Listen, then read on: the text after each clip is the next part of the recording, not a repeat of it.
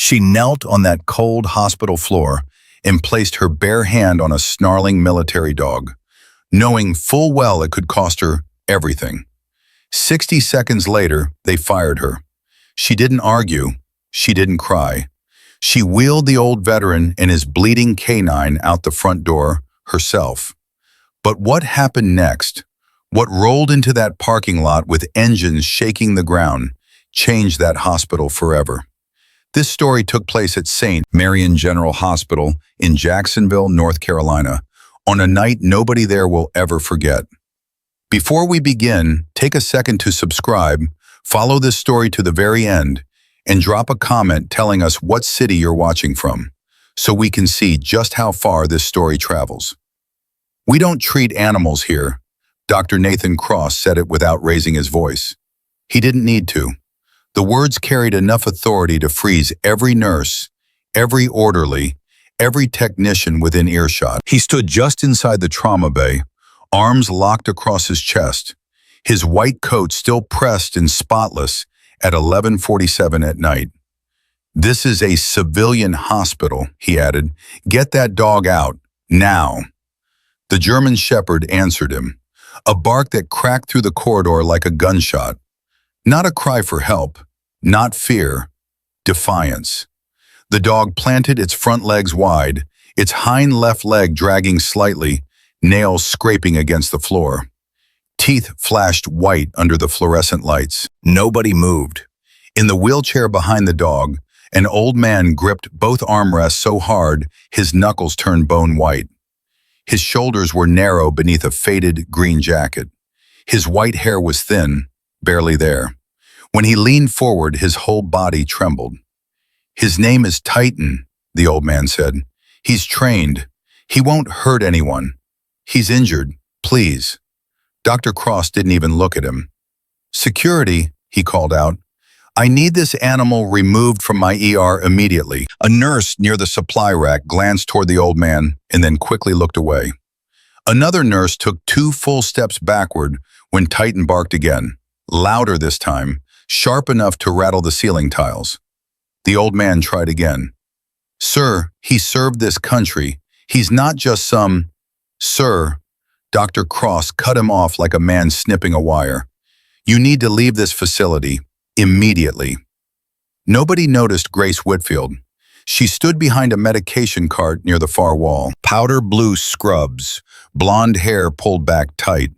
Her hospital badge still had that brand new shine, corners barely scuffed, lamination still smooth. She'd been on staff less than 4 months. To everyone in that ER, she was background noise, the kind of person you talk over without realizing she's even breathing. But Grace wasn't frozen. She wasn't scared. She was watching Titan breathe. 1 breath, 2, 3.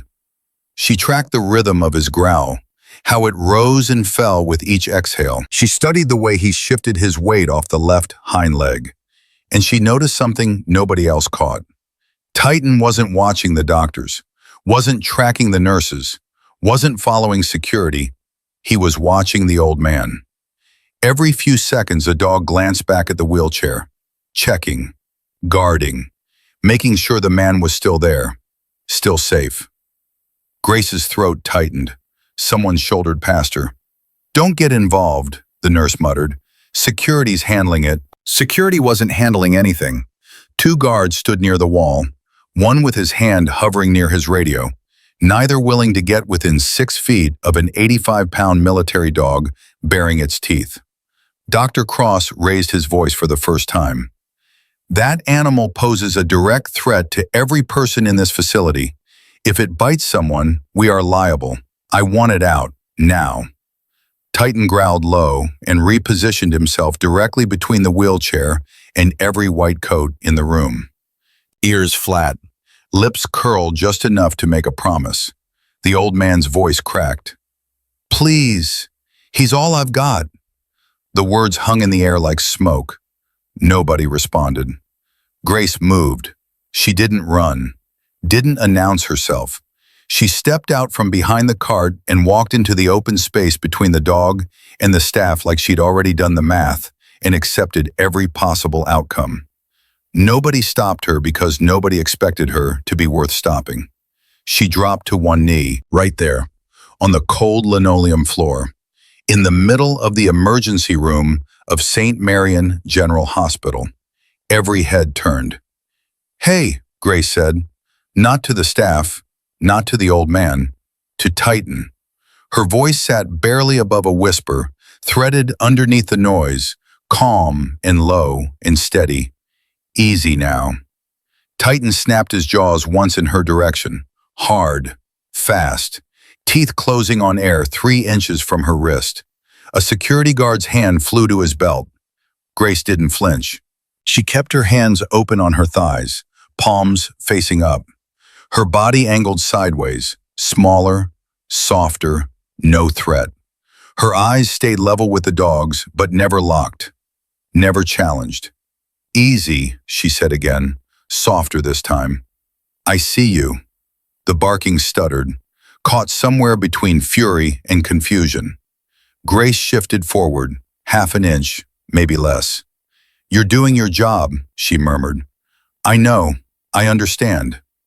Titan's growl lost its edge. The room behind them dissolved into absolute silence. Then Grace's hand touched the dog's neck. Confident, practiced, certain. Titan went rigid, every muscle locked. The security guard took a step forward, and then the dog pressed into her palm. The barking died. A shockwave of silence crashed through the ER. Monitors still beeped. Phones still rang. But the human sounds, the whispers, the shuffling feet, the nervous breathing, all of it stopped. Grace's fingers worked through the thick fur with steady, deliberate movements. She spoke again, words meant only for Titan, too quiet for anyone else to catch. The dog's body loosened beneath her touch. His breathing slowed. His tail dropped from rigid to neutral. She examined the injured leg without hesitation. Her hands moved with clinical precision, palpating the joint, testing range of motion, checking for swelling. Every gesture was clean, controlled, no wasted movement. "Not fractured," Grace said, her voice level and clear. "Probable ligament strain. Painful, absolutely, but manageable with rest and anti-inflammatory treatment." Dr. Cross stepped forward. "Nurse." The word came out sharp as a blade. "You do not have authorization to—" "I've got him," Grace said. She didn't look up. Cross stopped mid-stride. His jaw tightened. He looked toward the hallway. That's when the hospital director walked in. Philip Hargrove moved through the ER like a man who owned the air in the room. His tie was still perfectly knotted at nearly midnight. His shoes clicked against the floor with metronomic precision. He absorbed the scene in a single sweep. The kneeling nurse, the quiet dog, the frozen staff, the old man in the wheelchair who looked like he'd forgotten how to exhale. "Someone want to explain this?" Hargrove said. Dr. Cross jumped in immediately. "She violated protocol, made physical contact with an aggressive animal without authorization or clearance." Hargrove's eyes locked onto Grace. "Is that true?" Grace looked up for the first time since she'd knelt down. Her face showed nothing. No guilt, no fear, no apology. "Yes, sir. You understand what you've done. I assessed and treated an injury. That determination," Hargrove said, his voice dropping lower, "was not yours to make." Grace withdrew her hand from Titan slowly. The dog stayed still, calm, breathing steady. Hargrove released a long breath through his nose. When he spoke again, the words were flat, final. "You're finished here. Clear out your locker. Consider yourself terminated." A ripple moved through the watching staff. Someone whispered Grace's name like a question nobody wanted to answer. A nurse near the supply closet stared hard at her own shoes. Grace gave a single nod. She stood, wiped her palms against her scrub pants, and turned to the wheelchair. "Come on," she said gently. "Let's go." The old man stared up at her. His eyes glistened. "You didn't have to do that." "Yeah," Grace said, already releasing the wheel locks. "I did." She guided the wheelchair toward the exit herself, one hand on each handle. Titan fell into step beside her, still limping, but calm, his head held level.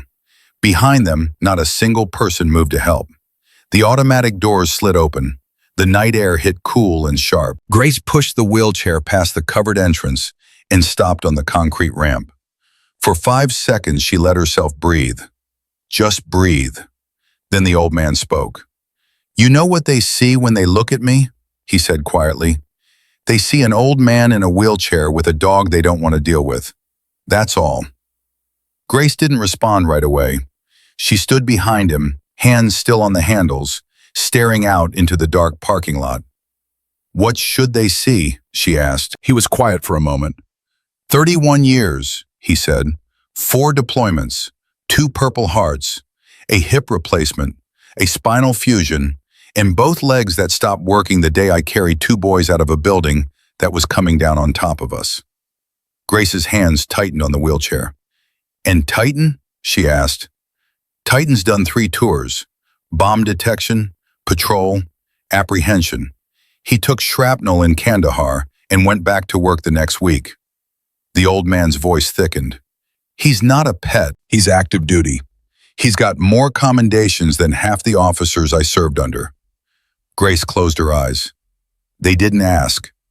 "No," the old man said. "They didn't." The night was still. A distant siren wailed and faded. Inside the hospital, the ER was already moving on, filling the space where Grace had knelt with fresh noise and fresh urgency, as if she'd never been there at all. Then Titan's head came up. Grace felt it before she heard it.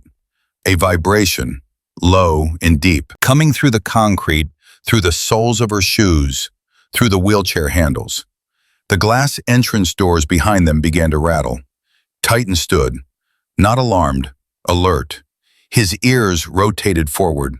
His body went absolutely still, not with fear, but with something else. Recognition.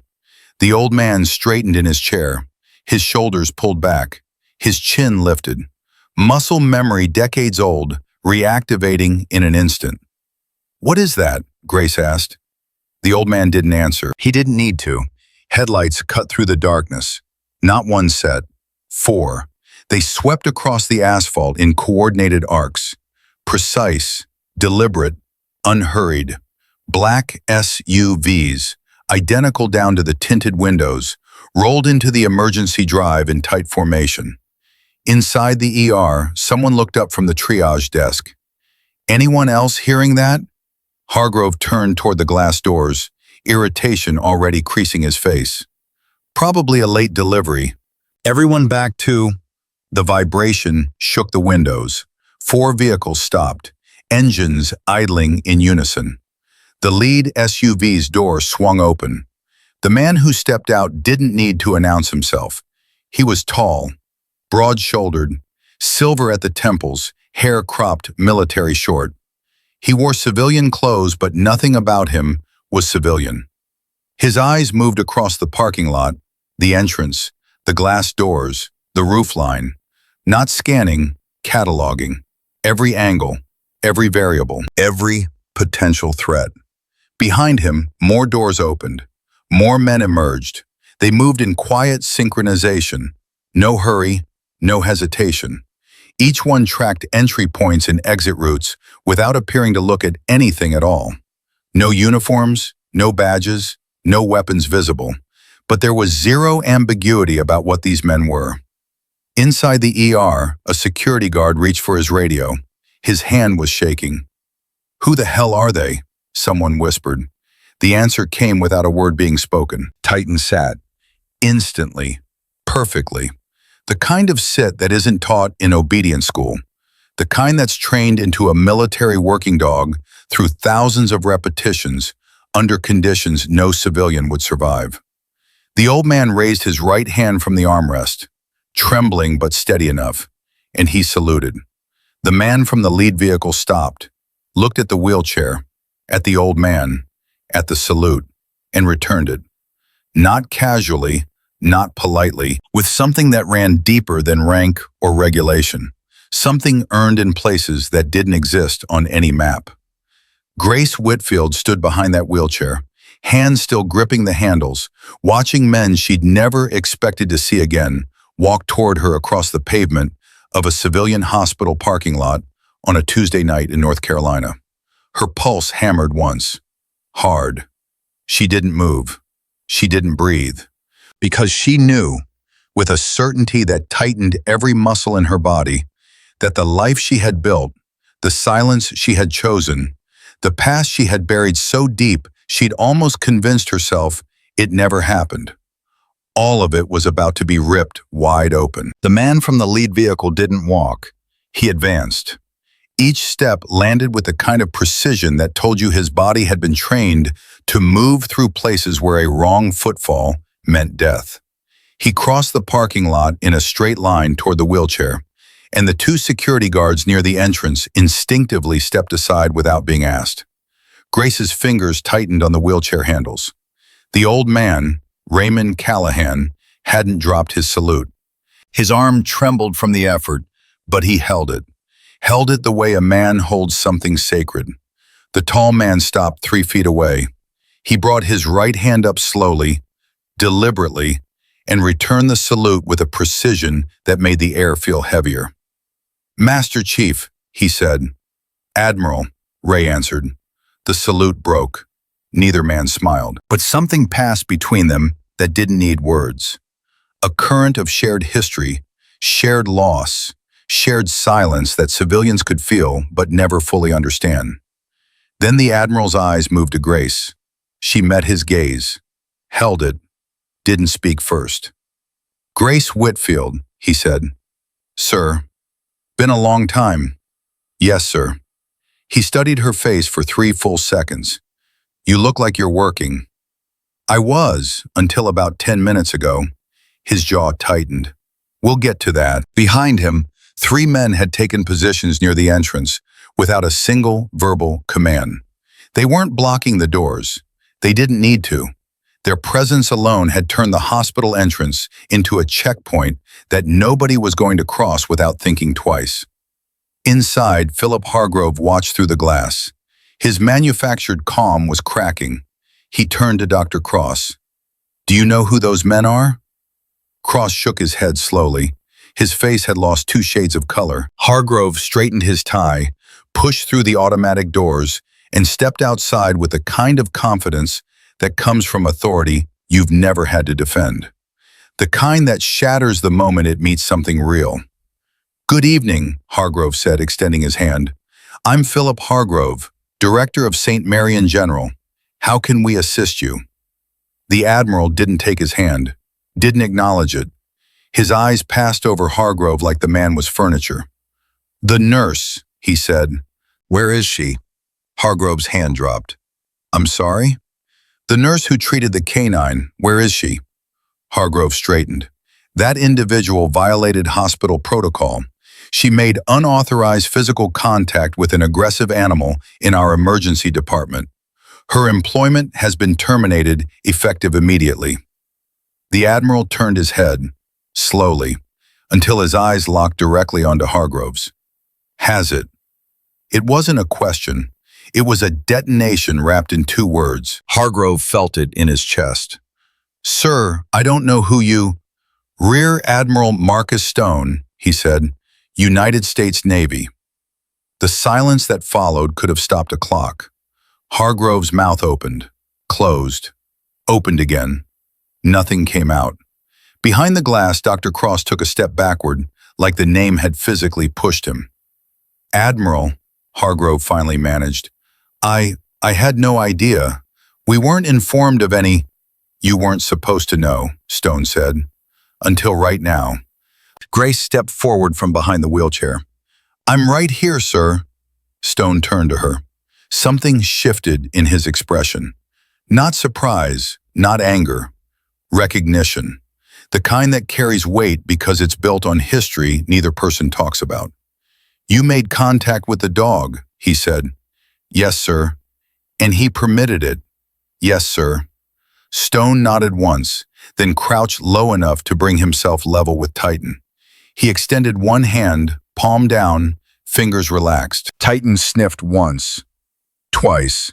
then pressed his forehead hard against the Admiral's knuckles. A murmur rippled through the staff watching from inside. Someone said, "That's not a pet." Someone else said nothing at all, because their throat had closed. Stone straightened and turned back to Hargrove. "Do you know who this man is?" Hargrove glanced at Ray in the wheelchair. He came in as a patient.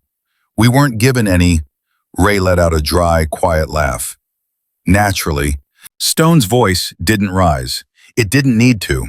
Every word landed like a hammer on glass.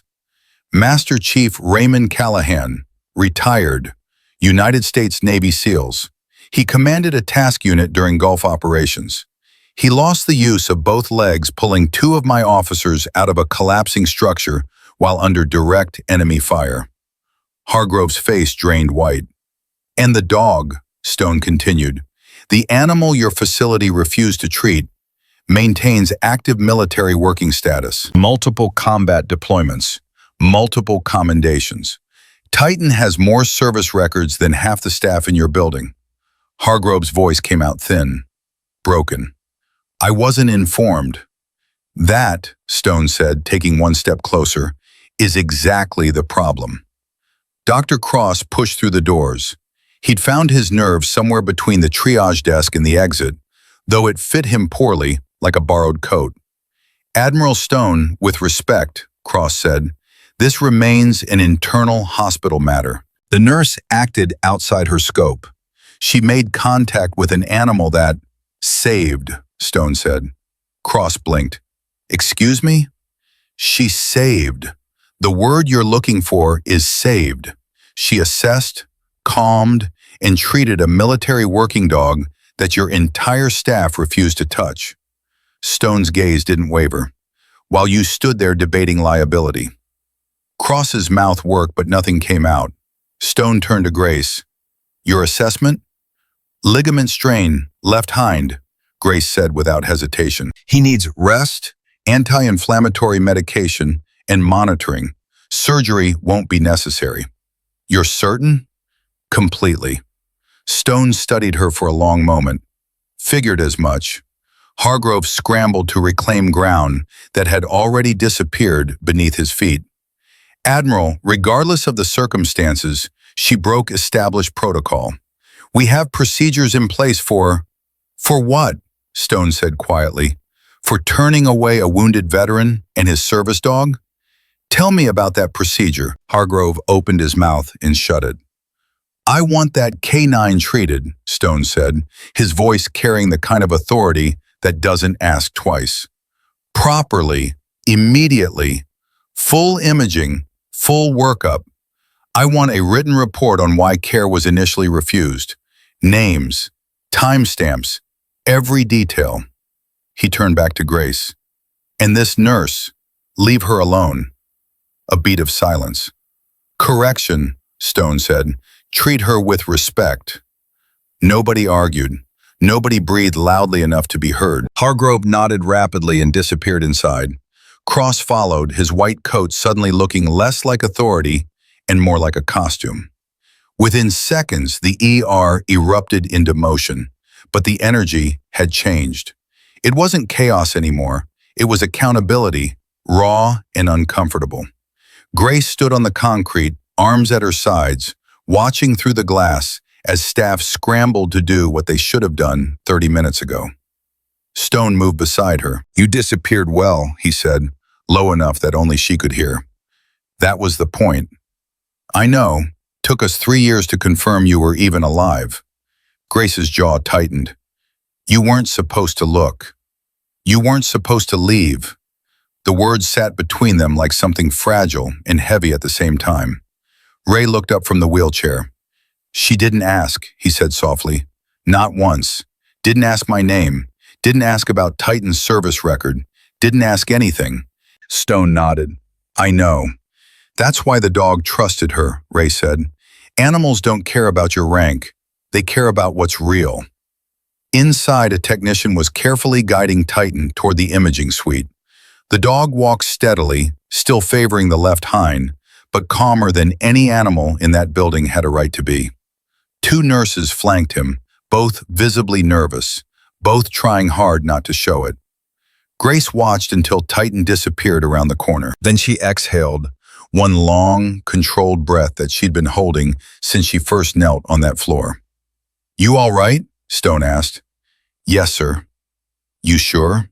She looked at him. "I knelt down and helped a dog. That's all that happened tonight." "That's not all that happened, and you know it." Grace didn't answer. Stone's phone buzzed. He glanced at the screen and his expression shifted. Just barely, just enough for someone who knew him to catch it. "What?" Grace said. "They flagged it." "Flagged what?" Stone put the phone away. "The K9, his handler, the deployment file." He paused.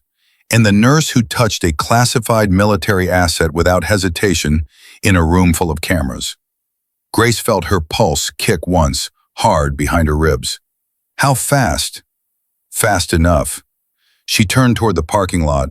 "Who's coming?" "People who don't like surprises."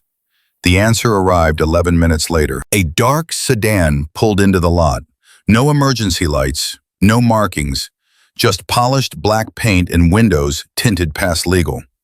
It parked at an angle that blocked the nearest exit lane, and the positioning alone told Grace everything she needed to know. Two men stepped out, dark suits, no visible badges. The first one buttoned his jacket as he walked, a small, deliberate gesture that said he'd done this 1,000 times. The second scanned the environment the way Grace herself had been trained to scan it. Exits first, threats second, witnesses third. Stone stiffened beside her. "Brennan," he said under his breath. "You know him?" "Defense Intelligence. He ran the post-action review on 3 of our operations." Grace's stomach dropped. "He's not here for the dog." "No," Stone said. "He's not." Agent Brennan approached with a smile that served as camouflage. It softened nothing. His eyes found Grace immediately, like he'd been looking at her photograph in a car for the past 20 minutes. "Nurse Grace Whitfield," he said. "That's me." "We'd like a word." Stone stepped forward. "She's on my time." Brennan didn't flinch, didn't blink. "With respect, Admiral, she's on ours." The air between the two men compressed into something dense and volatile. Grace could feel it on her skin. She raised one hand slightly. "It's fine." Stone looked at her. "You don't have to." "I know," she said, "but I will." They moved inside to an empty consultation room. The door closed with a click that felt like a lock engaging. Agent Oakes positioned himself near the exit, arms folded. Brennan took the chair across from Grace, folded his hands on the table, and smiled again. "You didn't identify the veteran," he said. "No." "Didn't identify the dog?" "No." "Didn't identify yourself?" "I was a nurse doing my job." Brennan tilted his head. "You handled that animal like a military K9 handler." "I handled him like a patient. He was limping." "You used a calming approach that isn't taught in veterinary school. It's not taught in civilian medical training. It's not taught in any program that shows up in your employee file." Brennan leaned forward. "Where did you learn it?" Grace said nothing. From beyond the closed door, Stone's voice came through, muffled but unmistakable. "Careful." Brennan's smile cooled by 10 degrees. "You were declared inactive 8 years ago. Classified unit, military medical designation. No discharge paperwork, no transfer record, no exit interview." He paused. "You didn't retire, Grace. You vanished." "I left. You disappeared. I survived." Oak shifted his weight near the door. "That unit doesn't lose people," he said. "It erases them." Grace leaned back in her chair, crossing her arms. "Then you already have your answer." Brennan studied her for a long time. Then he slid a tablet across the table.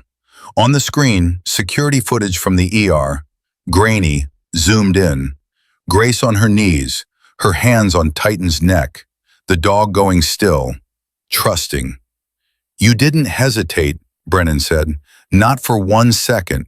That's what concerns us." Grace pushed the tablet back across the table.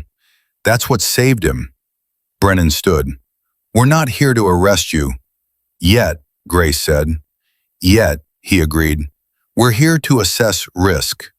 Grace laughed once, quiet and sharp. You're about 10 years too late for that. Brennan buttoned his jacket again, that same practiced gesture, and moved toward the door. He stopped with his hand on the handle. One more thing, he said without turning around.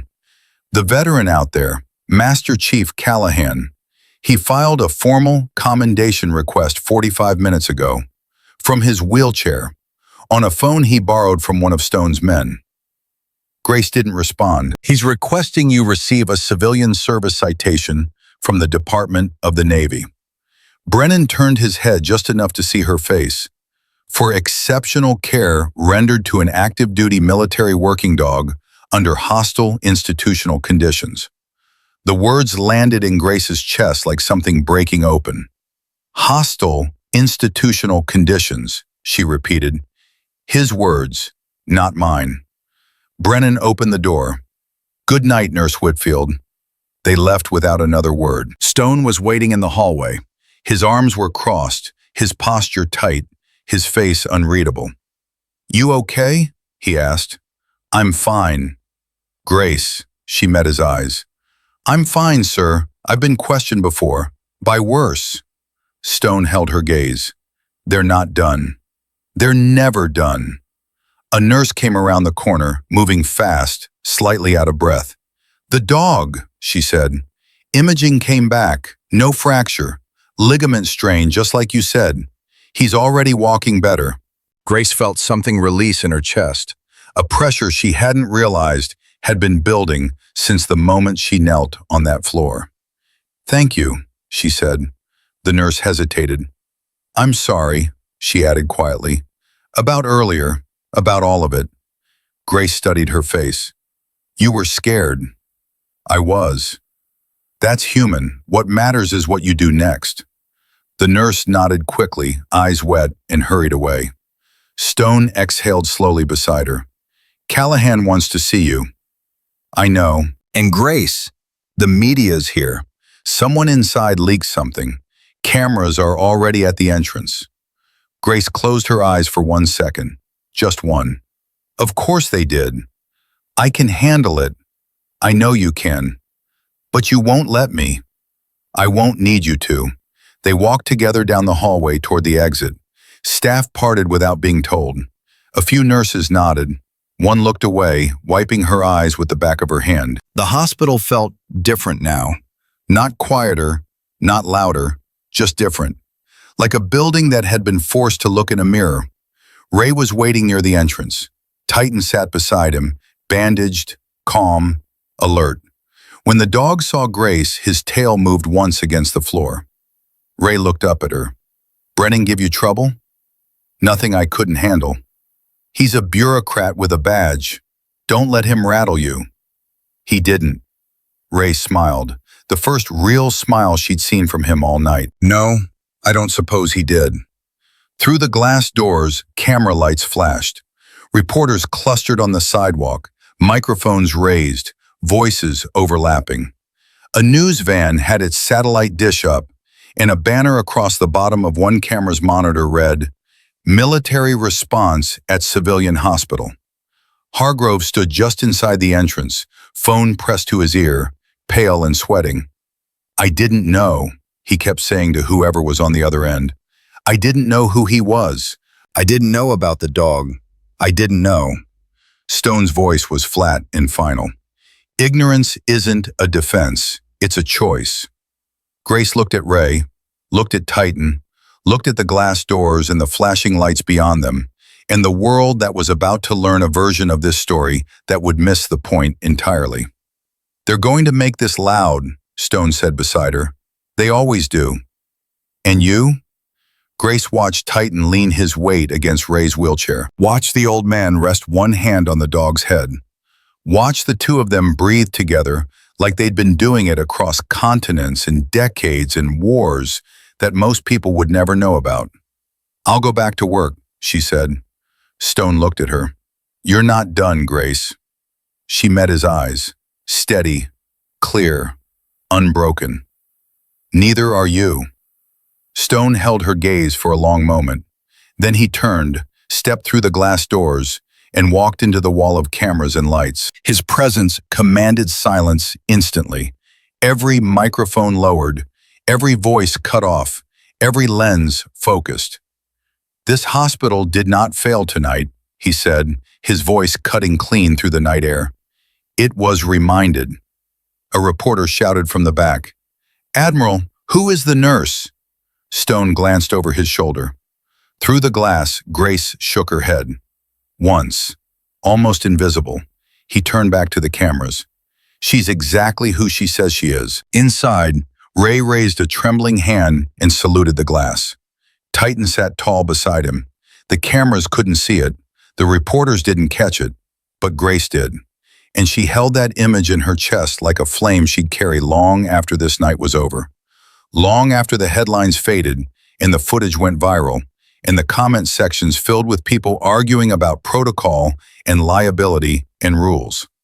Because she knew something none of them understood. She knew that the moment you stop seeing the person in front of you, the moment you see a problem, a liability, a policy violation instead of a human being in pain, that's the moment you lose the right to call yourself a healer. Her phone buzzed in her pocket. She pulled it out. A number she recognized. A number she hadn't seen in 8 years. She didn't answer, but the preview of the message was enough. 6 words that hit harder than anything Brennan had said, harder than the firing, harder than the cameras and the questions and the federal agents in their dark suits. "We need to talk. It's about what you left behind." Grace slid the phone back into her pocket, her hands steady, her face giving away nothing.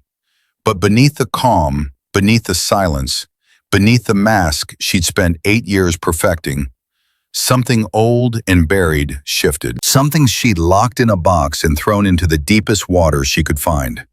It was rising, and this time she wasn't sure she could push it back down. Grace didn't sleep that night. She sat in her car in the hospital parking lot long after Stone's convoy pulled away, long after the news vans folded their satellite dishes and the reporters drifted toward their next story. She sat with her hands on the steering wheel, engine off, eyes fixed on the phone in the cup holder. The message still glowed on the screen. "We need to talk. It's about what you left behind." She knew the number, Colonel James Mercer, her former commanding officer, the man who had built the unit she'd belonged to, handpicked every member, and then watched half of them come home in ways that couldn't be talked about. She hadn't spoken to him in 8 years, 8 years of silence that she'd constructed, brick by brick, day by day, until the wall was thick enough that she could almost pretend the other side didn't exist. Her thumb hovered over the screen. She didn't call. She drove home, changed clothes, sat at her kitchen table in the dark, and waited for the sun to come up. At 6:14 in the morning, her phone rang again. Same number. This time she answered. "Grace," Mercer said. His voice hadn't changed. Low, steady, the kind of voice that made you listen even when you didn't want to. "Colonel, it's been a long time." Not long enough. A pause. She could hear him breathing, measured, patient, the same way he breathed before delivering orders that would send people into buildings they might not come out of. "I saw the footage," he said. Grace closed her eyes. "Which footage?" "The ER, you and the dog. It's everywhere, Grace. 37 million views in 6 hours. Someone pulled your personnel photo from a nursing database. Your face is on every screen in the country." Her hand tightened on the phone. "That's not possible. I used a clean identity, I know. It held for 8 years. It won't hold past today." Grace's chest constricted. She forced herself to breathe. "What do you want, Colonel?" "There's a situation connected to your old unit." "I don't have an old unit." "Grace, I left. That's documented. That's final. Nothing about you was ever final." Mercer's voice shifted, harder now, the warmth stripped away. 3 weeks ago, a military K-9 handler was killed at Camp Lejeune. Staff Sergeant Dominic Vega, 29 years old, found dead in a training facility after hours. Officially, cardiac event. Grace's breath caught. Dominic Vega? You knew him. He was a kid. I trained him. Basic K-9 medical response, his first year on base. That was 9 years ago. He was 20. He was working with dogs from your old program, Grace. The advanced behavioral conditioning program you helped develop before you left. Titan was one of those dogs. The room tilted. Grace pressed her palm flat against the table. Titan, she repeated. Titan was Vega's assigned K-9. After Vega died, Titan was transferred to Master Chief Callahan for interim handling. Callahan brought him to the hospital because the dog started limping 3 days ago, and the base veterinary unit was flagged. Restricted access. No explanation given. Restricted by whom? That's what we need to talk about. Grace stood up from the table. No. Grace. I said no. I'm out. I've been out for 8 years. Whatever's happening at Lejeune, whatever happened to Vega, that's your world, not mine. It became your world again the moment you put your hands on that dog. The words hit her like cold water. Mercer continued. Brennan's people pulled the ER footage. They ran your calming technique through behavioral analysis. It matched classified training protocols from your unit, protocols that don't exist in any civilian database. You exposed yourself, Grace, in a room full of cameras. I saved a dog. You revealed a classified skill set on national television. Grace pressed her fist against the table. I revealed nothing. I knelt down and helped an injured animal. That's not how they see it, Mercer paused. And that's not the worst part. What's the worst part? Vega isn't the only one. 2 other handlers from the program died in the last 14 months, both listed as accidents, both working with K-9s from the same training batch as Titan. Grace's blood went cold. Someone is killing handlers, Mercer said, and the dogs are the connection. She didn't speak for a long time. The kitchen was silent. The morning light pressed against the window like something trying to get in. Why are you calling me? She finally said. You have an entire intelligence apparatus. You have Stone. You have resources I can't even imagine anymore. Because none of them can get close to the dogs. Not like you can. You saw a 30-second clip and you think, I saw Titan trust you in a room full of hostiles. That dog hasn't let a stranger touch him since Vega died. 3 handlers tried. 2 went to the infirmary. 1 filed for transfer. Mercer's voice dropped. You walked up to him cold, on a public ER floor, and he leaned into your hand, Grace. That's not luck. That's not skill. That's something those dogs were trained to recognize. Grace's throat tightened. What are you asking me to do? Come to Lejeune. 48 hours. Assess the remaining K-9s from the program. Help us figure out what's happening before someone else ends up dead. And if I say no, then Brennan's people will keep digging. They'll pull your full file, the real one, not the sanitized version. They'll connect you to the unit, to the program, to everything you buried, and you'll lose the life you built. Not because I took it from you, because the footage already did. Grace sat back down. She stared at the table, at the grain of the wood, at the small coffee ring stains she'd never bothered to clean. 48 hours, she said. That's all, and then I'm done. For real this time. For real. She hung up without saying goodbye. By 9 o'clock that morning, the story had fractured into 1,000 versions of itself. Grace didn't turn on the television, but it didn't matter. Her phone buzzed every 30 seconds. Notifications, messages, calls from numbers she'd never seen. A local news station had parked a van outside her apartment complex. She left through the back entrance. She drove to St. Marion General one last time. The parking lot felt different, smaller, like the building itself had contracted overnight, ashamed of its own walls. She walked through the employee entrance, badge still in her pocket even though it no longer worked. A security guard she didn't recognize stopped her.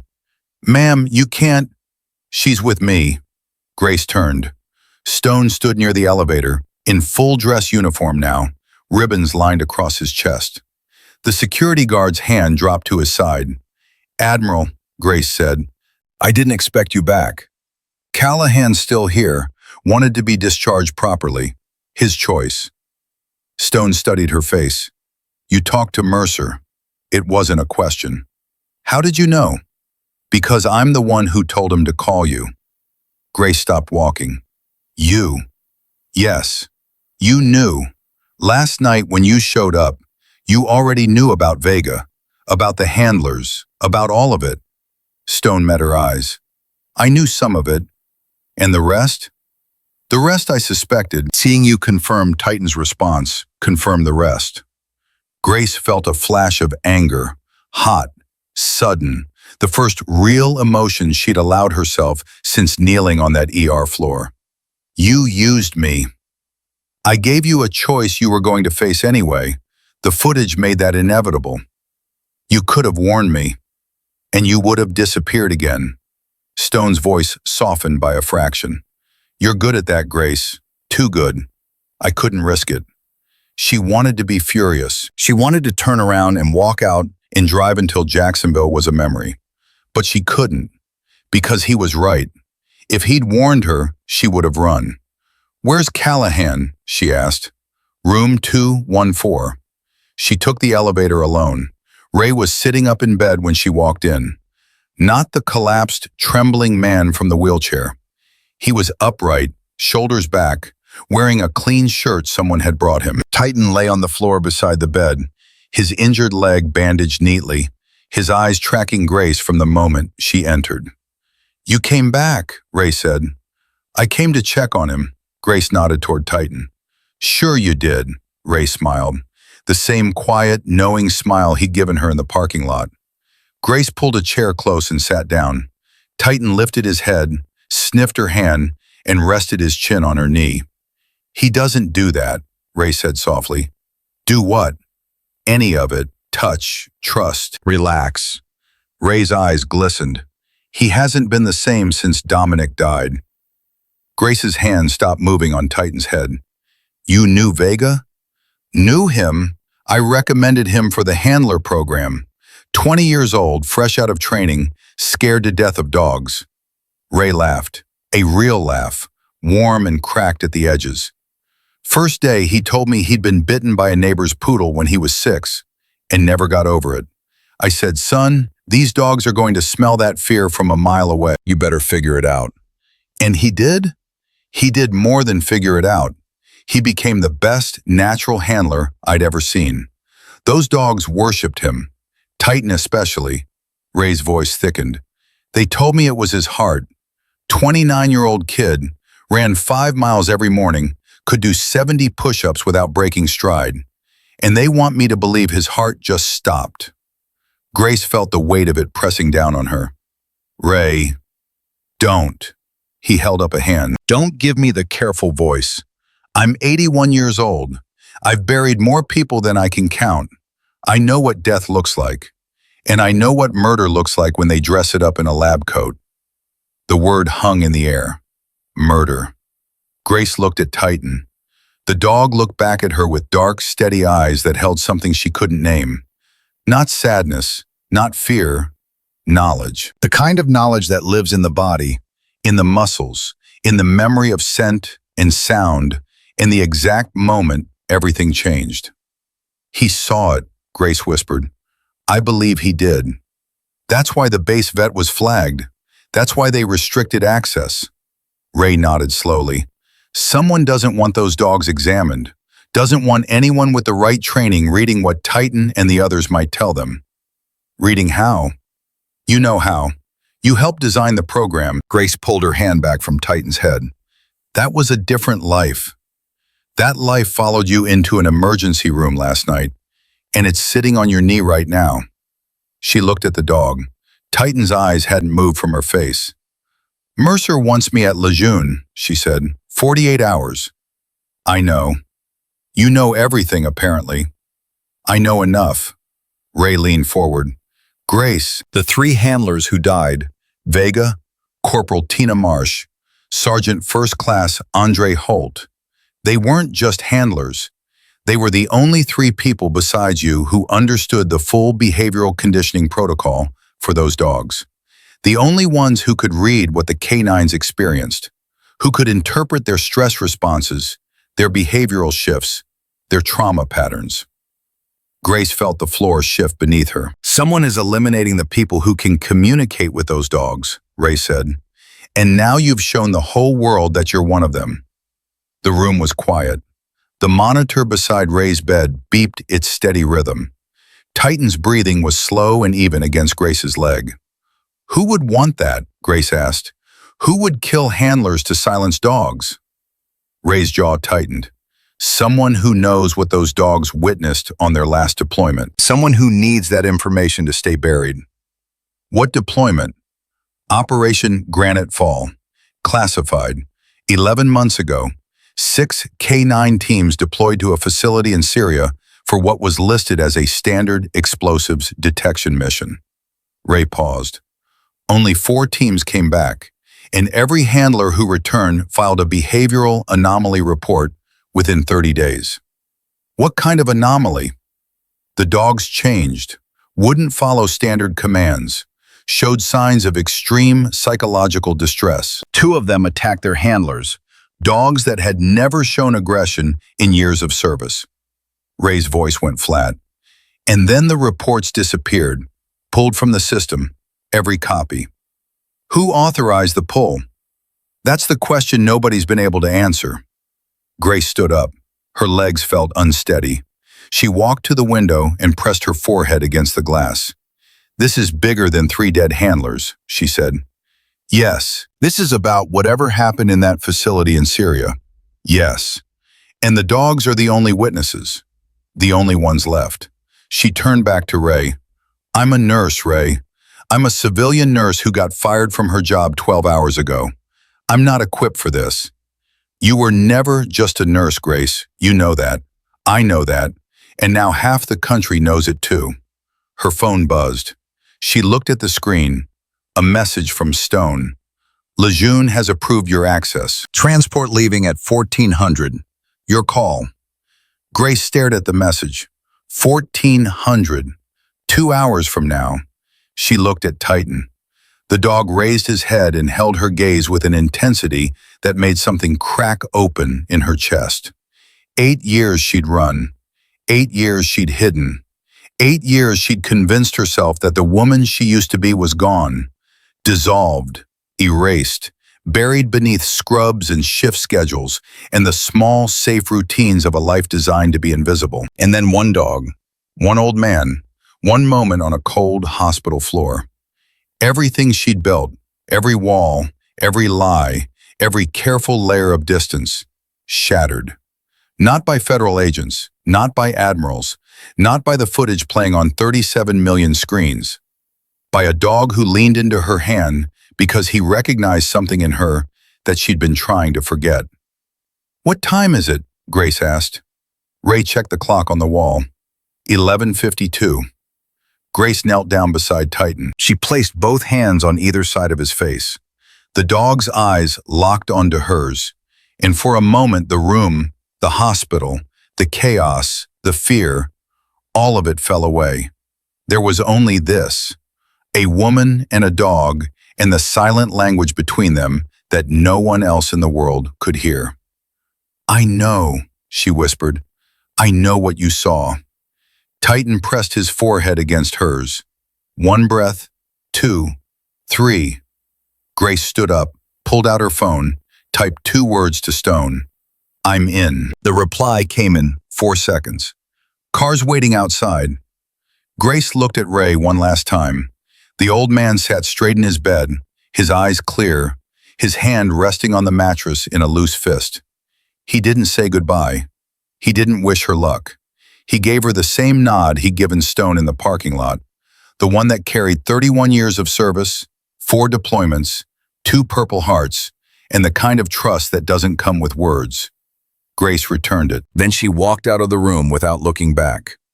In the hallway, Hargrove was waiting. He looked like he'd aged 10 years overnight. His tie was loose, his eyes bloodshot, his face carrying the particular exhaustion of a man who has realized too late that he chose the wrong side. "Nurse Whitfield," he said. Grace kept walking. "Please," his voice cracked. "Just one moment." She stopped, didn't turn around. "I made a mistake," Hargrove said. "Last night, I made a terrible mistake." "Yes," Grace said, "you did. I want to fix it. Your position, your job, it's yours. Full reinstatement, back pay. I'll put it in writing today." Grace turned her head just enough to see him from the corner of her eye. "You didn't fire me because I broke protocol, Mr. Hargrove.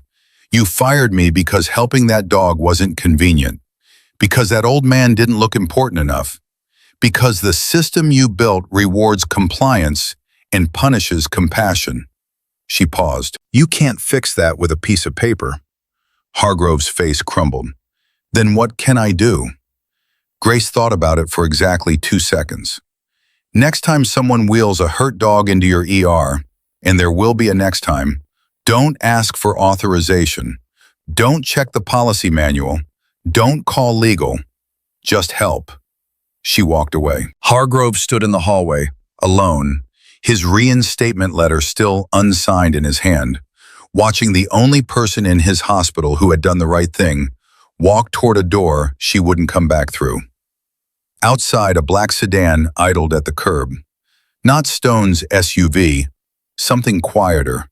The driver's window was down, and Grace recognized the man behind the wheel, one of Stone's operators from the night before. He didn't smile. He didn't speak. He reached back and opened the rear door. Grace paused at the curb. She turned and looked at the hospital one last time. The building where she'd spent 4 months learning how to be invisible, where she'd logged vitals and restocked supplies and answered to people who'd never once asked her name, where she'd knelt on a cold floor and placed her hand on a dog that every other person in the room had been too afraid or too indifferent to touch. She thought about what Ray had said, that life followed you into an emergency room last night. He was right. Some things can't be buried. Some things survive no matter how deep you dig the hole. And some things, the ones that really matter, don't wait for permission to come back. Grace got in the car. The door closed. The sedan pulled away from St. Marian General Hospital at 12:17 in the afternoon, heading south toward Camp Lejeune, toward a past she'd spent 8 years running from, and toward a truth that 3 dead handlers and 1 limping dog had been trying to tell the world. Titan watched from the second-floor window as the car disappeared. Then he lay back down, rested his head on his paws, and waited. Because that dog knew something no one in that hospital had figured out yet. He knew she'd come back. The sedan passed through the main gate of Camp Lejeune at 13:41. Grace hadn't spoken a word since leaving the hospital. The driver hadn't tried.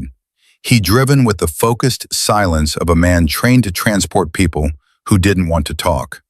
And Grace appreciated that more than he'd ever know. The base looked the same. That was the worst part. 8 years gone, and the roads still curved the same way. The building still sat in the same rigid lines. The air still carried that particular mix of pine trees and diesel fuel and ocean salt that she'd never been able to scrub from her memory. Her body recognized this place before her mind gave it permission. Her shoulders tightened. Her breathing shortened. Her hands curled into fists on her thighs. The car stopped outside a low concrete building marked K9, Training and Operations. No windows, single entrance, 2 armed guards at the door who looked too alert for a Tuesday afternoon. Colonel James Mercer was waiting inside. He stood the moment Grace walked in. Taller than she remembered, thinner. His hair had gone fully gray, and the lines around his eyes had deepened into permanent grooves. But his posture was the same, that rigid, controlled stillness that made you feel like he could wait forever and never lose patience. "Grace," he said. "Colonel, thank you for coming. I didn't come for you." Mercer absorbed that without flinching. "Fair enough." He gestured toward a corridor behind him. "This way." They walked in silence. The hallway was long and featureless. Their footsteps echoed. Grace counted doors out of habit, a reflex she thought she'd lost. Mercer stopped at the seventh door. Before we go in, I need to prepare you. For what? There are 11 K9s from the original program still on base. 6 were part of Operation Granite Fall. Of those 6, 4 are showing severe behavioral deterioration. 2 have been deemed unhandleable. They've injured 3 replacement handlers in the past month. What kind of injuries? Bites, deep ones. One handler needed reconstructive surgery on his forearm. Mercer paused. These dogs aren't aggressive by nature, Grace. You know that. You helped design their behavioral profiles. Something broke them. Or someone. Mercer met her eyes. That's what we need you to determine. He opened the door. The sound hit Grace first. Not barking, whimpering. Low, rhythmic, relentless. The kind of sound that burrows into your chest and stays there. 11 kennels line the room, each one built to military specification, each one holding a dog that Grace had helped bring into the world of tactical service. She stopped in the doorway. Which ones are from Granite Fall? She asked. Kennels 1 through 6. Grace walked to the first kennel. Inside, a Belgian Malinois pressed itself against the far wall, trembling so violently its tags rattled against the chain link. The dog's eyes were wide, fixed on nothing, seeing something that existed only in its memory. That's Ranger, Mercer said. 7 years old, 3 deployments, 0 behavioral flags before Granite Fall. Now he won't eat unless someone sits with him for 40 minutes. Won't sleep unless the lights stay on. Adds anyone who approaches from the left side. The left side specifically? Always the left. Grace crouched in front of the kennel. She didn't reach in, didn't speak. She just knelt there and breathed. Slow, steady, the same rhythm she'd used with Titan. Ranger's trembling slowed by a fraction. His eyes found Grace's face and held there. What happened to you? Grace whispered. The dog whimpered. One sharp, broken sound that cut through the room like glass. Grace stood and moved to the second kennel. A German shepherd, smaller than Titan, darker coat. This one wasn't trembling. This one was absolutely still, frozen.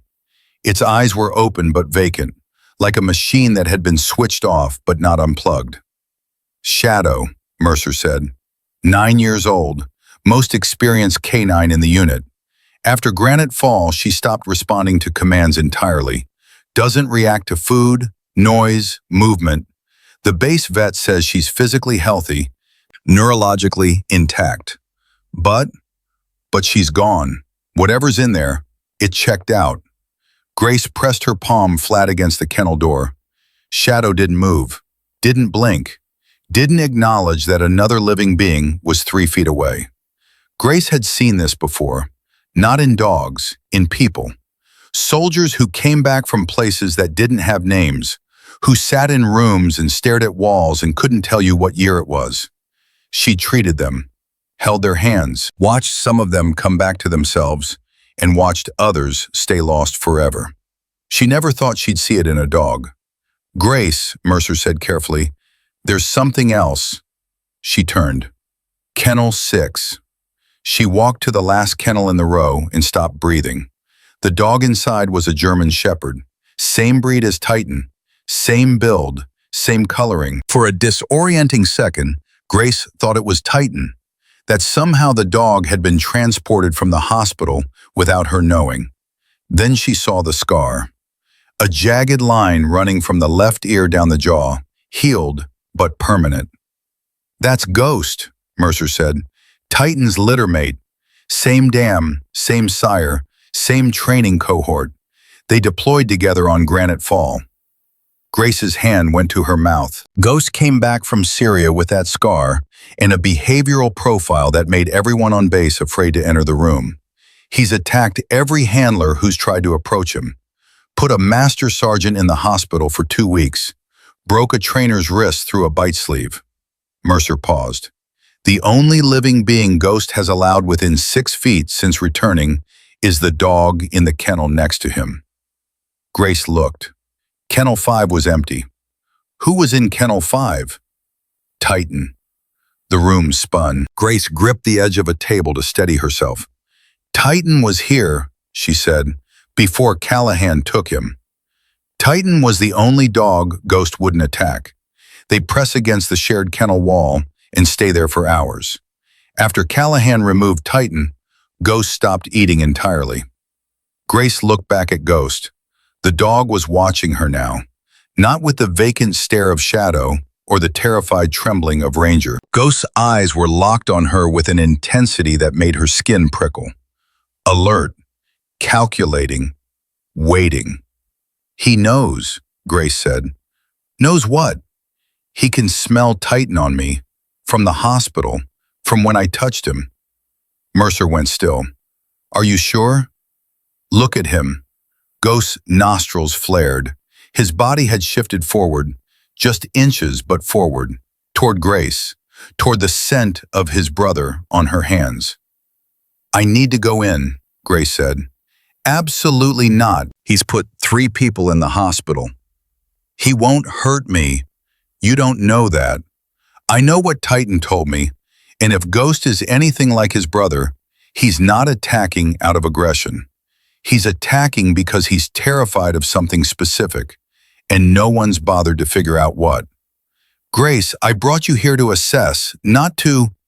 You brought me here because I'm the only person left who can read these dogs, so let me read them.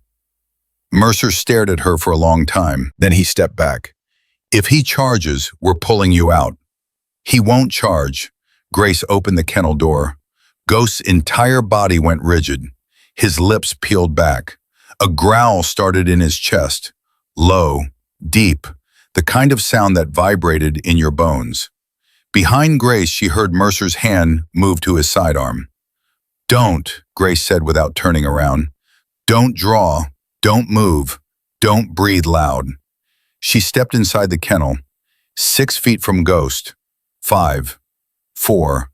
The growl intensified. Ghost's teeth were fully bared now. His body coiled, every muscle loaded. Grace lowered herself to the floor, slowly, all the way down until she was sitting cross-legged on the concrete, her hands open on her knees, her body small and still. I know, she said softly. I know you're scared. Ghost's growl stuttered. I touched your brother last night, Titan. He's okay. He's safe. His leg is going to heal. The dog's ears shifted, not flat anymore, forward, listening. Whatever happened to you, whatever you saw, I'm not going to make you show me. Not yet. Right now I just want to sit here. Grace didn't move. She didn't reach out. She just sat on the cold floor of a military kennel in the middle of Camp Lejeune and let a traumatized war dog decide if she was worth trusting.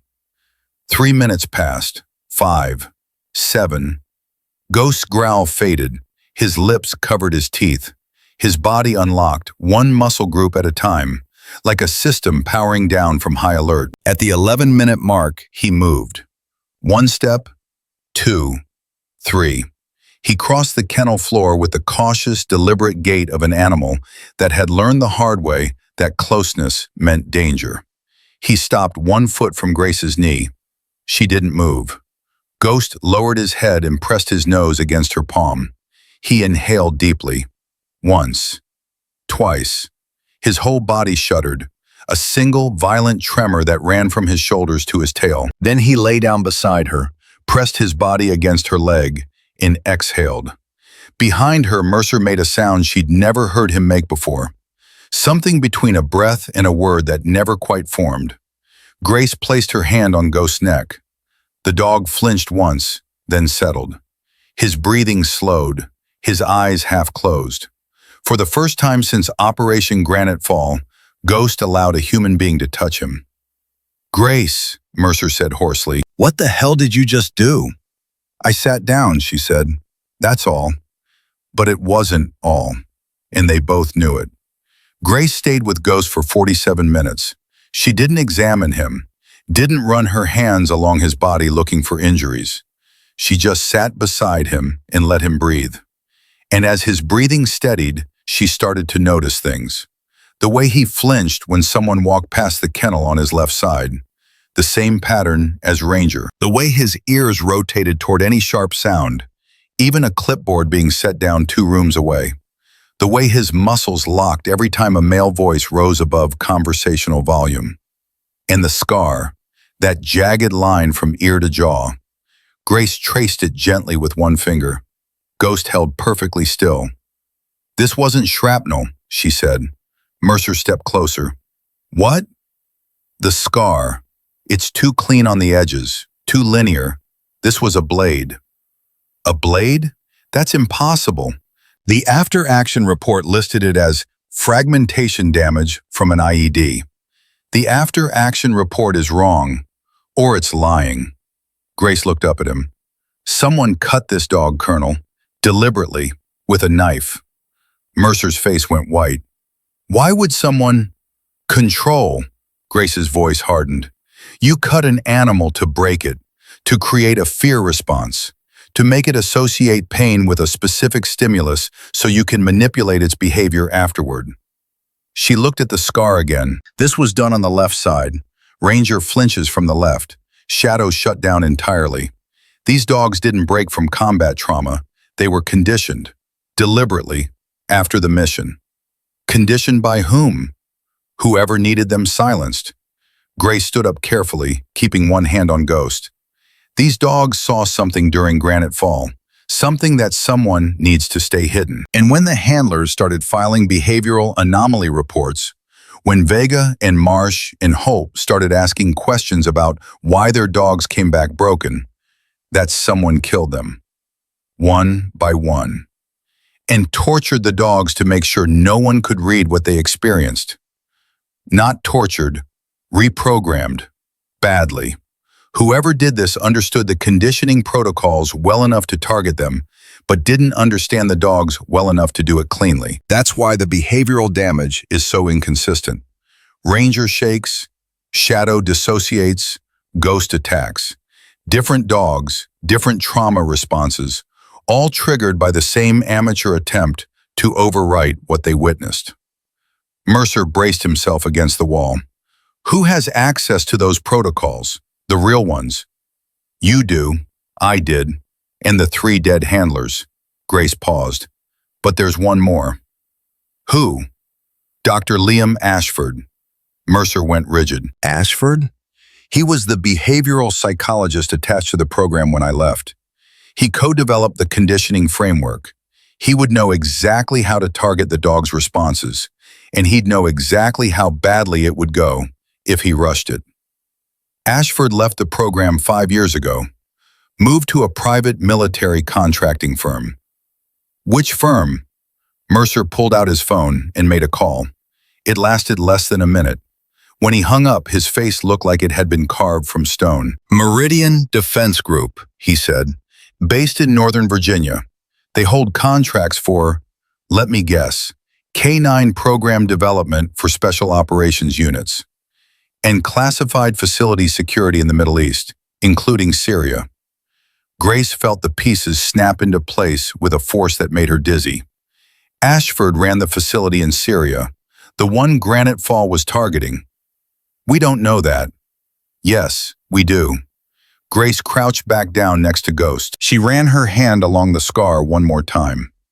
The dogs were sent to a facility that Ashford's company was securing. The dogs detected something they weren't supposed to find, something that would expose Ashford or his company, or both. He couldn't destroy the dogs without raising flags, so he did the next best thing. He broke them, scrambled their behavioral patterns so no handler could read what they experienced, and then killed the handlers who were getting close to figuring it out. Vega was the best. If anyone was going to crack what happened to those dogs, it was him. That's why he died first. Mercer was quiet for a long time.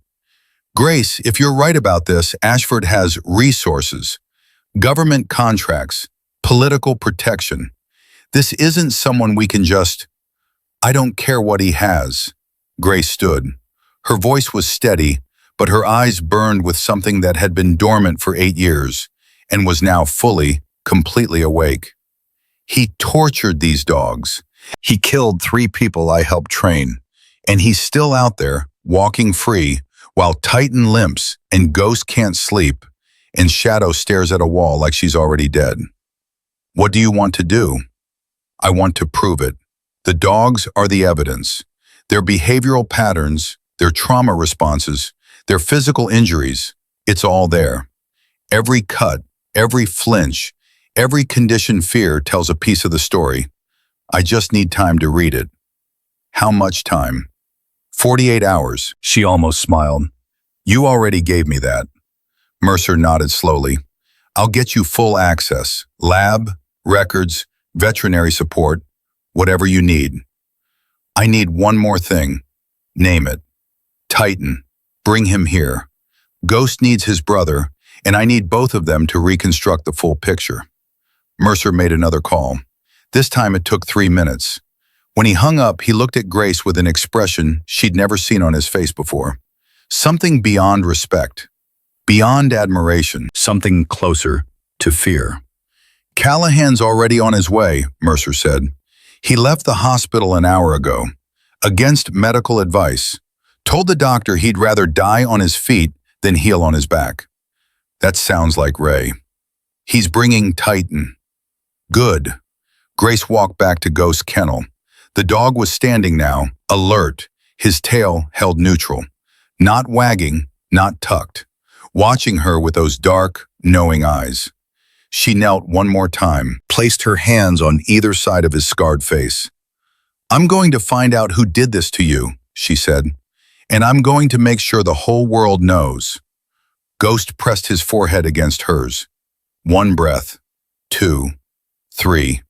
The same rhythm, the same trust, the same silent language that had crossed a hospital floor at midnight and was now echoing through a military kennel on a Tuesday afternoon. Behind her, Mercer watched in silence. He'd commanded units across 4 continents. He'd ordered operations that changed the course of conflicts. He'd seen bravery in forms that most people couldn't imagine. But he'd never seen anything quite like this. A woman who'd walked away from everything she was, who'd buried herself so deep that even the United States military couldn't find her, who'd rebuilt her life from scratch and asked for nothing. Kneeling on a concrete floor, holding the face of a broken dog, making a promise that both of them knew she'd keep. His phone buzzed. A message from Stone. Brennan's team intercepted Ashford's communications. He knows she's on base. Mercer typed back with fingers that weren't entirely steady. How long do we have? The reply took 8 seconds. He's already moving. Mercer pocketed the phone and looked at Grace, still kneeling with Ghost, still whispering words meant only for the dog, still completely unaware that the man who'd tortured these animals and killed their handlers now knew exactly where she was. He didn't tell her. Not yet. She needed these 48 hours. She needed this room, these dogs, this work. And the truth was, Mercer was more afraid of what Ashford would face when Grace found out than what Ashford could do before she did. Because he'd seen Grace Whitfield operate before, in places darker and more dangerous than a military kennel. And he knew something that Ashford, with all his contracts and connections and political protection, had clearly forgotten. You don't corner someone who learned to survive by disappearing, because when they stop running, they don't hide, they fight. And Grace Whitfield had just stopped running. Grace worked through the night. She moved from kennel to kennel with a clipboard, a penlight, in the kind of focus that shut out everything. Hunger, exhaustion, the buzz of her phone, the footsteps of guards rotating shifts outside the building. She mapped every flinch, every growl trigger, every scar on every dog. She documented behavioral responses to sound, touch, light, voice pitch, and direction of approach. By 0300, she had filled 47 pages. By 0415, she had the pattern. Every dog from Granite Fall reacted identically to one specific stimulus, a sharp, metallic clicking sound. Grace discovered it by accident when she dropped her pen cap on the concrete floor. Ranger threw himself against the kennel wall. Shadow, the dog who hadn't reacted to anything in weeks, jerked her head, and whimpered. Ghost bared his teeth and lunged toward the sound. Grace picked up the pen cap, dropped it again. Same response. Every dog, every time. She called Mercer at 0430. It's a sound trigger, she said. Metal on hard surface, rhythmic, sharp. Every Granite Fall dog responds to it with extreme distress. What does that mean? It means whatever happened in that Syrian facility involved a repeated metallic sound during the trauma event. The dogs associated it with the threat. Ashford used that association when he tried to reprogram them. He reinforced it instead of erasing it. He made it worse. Can you identify the source sound? Not from here, but the dogs can. If I can reconstruct the stimulus in a controlled environment, their behavioral responses will tell me exactly what they experienced. Direction of threat, duration, intensity. These dogs are living recordings, Colonel. Every reaction is data. Mercer was silent for 5 seconds. How soon? Get me a sound lab and bring Titan here. I need both brothers in the same room. Titan arrived at 0712. Callahan wheeled himself through the door with the dog walking beside him, bandaged leg and all. The old man looked like he hadn't slept either, but his eyes were sharp and his jaw was set. Heard you've been busy, Ray said. Heard you checked yourself out of a hospital. Hospitals bore me. He looked around the kennel facility. How bad? Bad. Grace knelt beside Titan. The dog pressed into her hand immediately. But not broken, not yet. She walked Titan to Kennel 5, the empty one beside Ghost. The moment the two dogs caught each other's scent, something changed in the room. Ghost, who had spent weeks pressing against that shared wall in silence, stood up. Titan stood up. They pressed their noses through the chain link, breathing each other in. Ghost's tail moved. Not much, but it moved. First time, Mercer said from behind them. First time he's done that since they brought him back. Grace opened both kennel doors. Mercer grabbed her arm. Grace, if Ghost, he won't. She was right. Ghost stepped out slowly, every muscle tense, every sense on alert. Titan stood perfectly still and waited. Ghost approached him, nose working, body low. He circled Titan once, twice. Then he pressed his flank against his brother's side and stayed there. Both dogs exhaled at the same time. Ray's eyes filled. He turned his wheelchair away so no one would see. Mercer let him have that. Grace set up the sound lab by 0900. Military acoustic equipment, speakers calibrated to reproduce specific frequencies in timbers, recording devices to capture every behavioral response. She placed both dogs in the center of the room, side by side. Ghost wouldn't enter without Titan. Titan wouldn't enter without Grace. So Grace sat on the floor between them, one hand on each dog, and nodded to Mercer behind the observation glass. The first sound was a baseline, white noise. Neither dog reacted. The second sound was a metallic click, single, sharp. Both dogs flinched. Ghost's growl started immediately. Titan pressed closer to Grace. Again, Grace said. Slower. Mercer repeated the click at half-second intervals. Ghost's head snapped left. Titan's head snapped left. Both dogs oriented toward the same point in space, 45 degrees to their left, slightly elevated. They're localizing it, Grace said. The original sound came from that direction, above them, consistent with an overhead structure, a catwalk, a second-floor observation point. Someone was above them when it happened. Someone was above them making this sound, repeatedly, while something else was happening at ground level. Grace adjusted the frequency, lower, more resonant, a sound like metal dragging on metal. Ghost erupted. He lunged away from the speaker, hit the wall, and spun around with his teeth bared and his whole body shaking. Titan stood between Ghost and Grace, rigid, protective, the same stance he'd taken in the ER. Stop, Grace called out.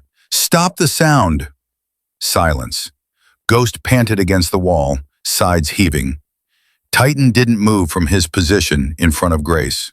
Grace crawled toward Ghost, slow, steady. She placed her hand on his chest. His heart was hammering so hard she could feel it through his ribs. "I know," she whispered. "I know what that sound is." She looked up at Mercer through the glass. Metal restraints, being tightened. Someone was restraining animals in that facility while someone else watched from above. Her voice shook for the first time. "Colonel, they weren't running an explosives detection mission in that facility. They were running experiments." Mercer's face behind the glass looked like it had been carved from ash. Ashford's company was contracted to develop next-generation behavioral conditioning for military canines. The Syria facility wasn't a target, it was his lab. And our dogs were sent in as test subjects. Grace's hand tightened on Ghost's fur. The handlers didn't know. The dogs were deployed under standard operational cover, but when they got inside, the dogs were separated from their handlers and subjected to invasive conditioning procedures. Restraints, sound triggers, pain stimulus. That's where Ghost got the scar. That's why Shadow shut down. That's why Ranger can't stop shaking. "Our own dogs," Mercer said, "in our own program's facility." And when the handlers came home and started reporting behavioral anomalies, when Vega started digging into what happened, Ashford eliminated them. Because if anyone reconstructed what those dogs experienced, it would expose a classified, illegal experimentation program run by a private contractor on active-duty military animals. Mercer pressed his palms flat against the glass. "I need to make a call." "Make it." He did. By 10:00, Stone was on a secure line. By 10:30, Stone was on a plane. By 1100, Brennan's team had pulled Ashford's travel records, communication logs, and financial transactions for the past 14 months. At 11:47, Mercer walked back into the lab. His face was gray. "Grace." She looked up from where she sat between the two dogs. "Ashford landed at Jacksonville Airport 20 minutes ago." Grace's hand stopped moving on Ghost's neck. "He's here." Private charter, 2-man security detail. He's claiming a scheduled consultation visit to the canine program. He's coming to destroy evidence. That's our assessment. Grace stood. Both dogs stood with her. "Where is he now?" "En route to base. He'll be at the gate within the hour." "Let him in." Mercer stared at her. "What?" "Let him in. Let him walk into this building. Let him see the dogs. Let him see me." Grace's voice was calm and clear and absolutely terrifying. "And let him explain to a room full of witnesses why every canine from Granite Fall has a trauma response to the sound of restraints being tightened in a facility his company operated." "Grace, that's not how—" "Colonel," she stepped toward him, 3 people are dead, 6 dogs are destroyed, and the man who did it is about to drive through your front gate with a smile on his face because he thinks no one can prove a thing." She held up her clipboard. 47 pages of behavioral data, mapped trauma responses, sound trigger analysis. "This is the proof. These dogs are the proof, and I am the only person alive who can translate what they're saying." Mercer looked at the clipboard, looked at the dogs, looked at Grace. "Stone will be here in 90 minutes, he said. "Then we have 90 minutes to get ready." Ashford arrived at 12:32. He walked through the kennel building door in a tailored gray suit, flanked by 2 men who moved like they were used to clearing rooms. He was shorter than Grace expected, clean-shaven, glasses with thin silver frames, the kind of face that looked reasonable and trustworthy and completely forgettable. He smiled when he saw Mercer. "Colonel, it's been a while." "Dr. Ashford." Ashford's eyes moved past Mercer and landed on Grace. The smile didn't change, but something behind it shifted. A calculation, a recognition. "I don't believe we've met," he said. "Grace Whitfield." "Ah." The single syllable carried weight. "The nurse from the video." "The nurse from the video," Grace agreed. Ashford looked toward the kennels. I heard there were some behavioral concerns with the program dogs. I'm happy to consult. Good, Grace said. Let's start with Ghost. She walked him to the kennel. Ghost was standing, alert, ears forward. The moment Ashford stepped within 10 feet, Ghost exploded. Snarling, teeth bared, throwing himself at the kennel door with a fury that made Ashford's security detail reach for their weapons. Ashford didn't flinch, and that was what gave him away. Everyone flinches. Mercer flinched. The guards flinched. Grace had watched seasoned military handlers flinch at Ghost charges, but Ashford stood perfectly still with his hands clasped behind his back and watched the dog rage like a man observing expected results. He knows you, Grace said. Ashford's smile thinned. I've never worked directly with this animal. Then why isn't he scaring you? Grace stepped closer. Every person who's stood where you're standing has reacted, except you, because you've seen this before. You've seen exactly this response before, because you created it. That's an extraordinary accusation. It's an evidence-based conclusion. Grace held up her clipboard. 47 pages of behavioral mapping, 6 dogs, identical trauma triggers, sound stimulus responses consistent with metallic restraint systems used in your company's conditioning labs, physical scarring from blade instruments on the left side, the same side your proprietary conditioning rigs approach from. She paused. Operation Granite Fall wasn't a mission, it was a field test, and you used our dogs as subjects. Ashford's smile finally died. You can't prove any of that. The dogs already proved it. Every flinch, every growl, every scar on their bodies is testimony. I just translated it. The door behind them opened. Stone walked in, flanked by Brennan and 4 uniformed officers. His eyes swept the room and locked onto Ashford with the precision of a targeting system. Dr. Liam Ashford, Brennan said, we need to have a conversation about Operation Granite Fall, the deaths of 3 military canine handlers, and the unauthorized use of active-duty military animals in classified behavioral experimentation. Ashford's composure cracked. Just a fraction. Just enough. I want my attorney. You'll get one, Brennan said, after the conversation. They escorted him out. His security detail didn't resist. They didn't even argue. They looked at Stone, looked at the uniformed officers, and made the only smart decision available. Grace watched through the window as Ashford was placed in a vehicle. He looked back once. His eyes found hers through the glass. No anger, no fear, just the cold, hollow recognition of a man who had underestimated the wrong person. Stone stood beside her. It's done. Not yet. Grace turned to him. I want the dogs transferred out of this facility, all 6. I want them placed in a rehabilitation program with handlers who understand what they've been through.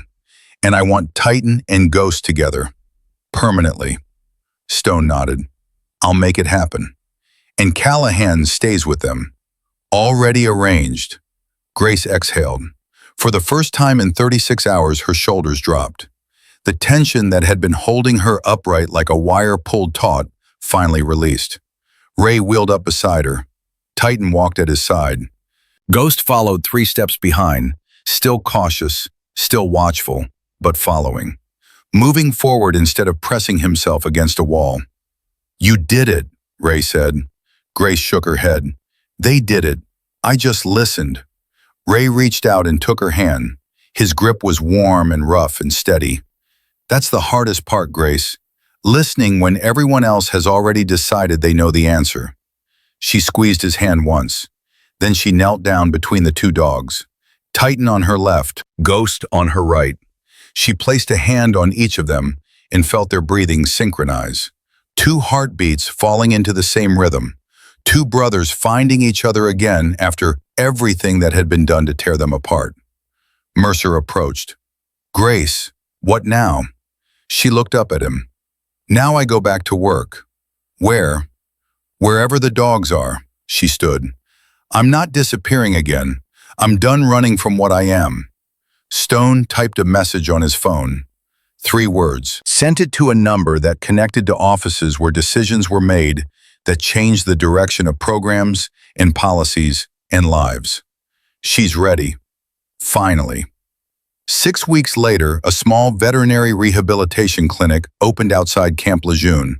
No sign, no website, no publicity. Just a low building with a fenced yard and a woman in light blue scrubs who arrived every morning at 0600 and didn't leave until every dog had been fed, examined, walked, and spoken to. Grace Whitfield. Former classified military medical specialist. Former civilian nurse. Former invisible person.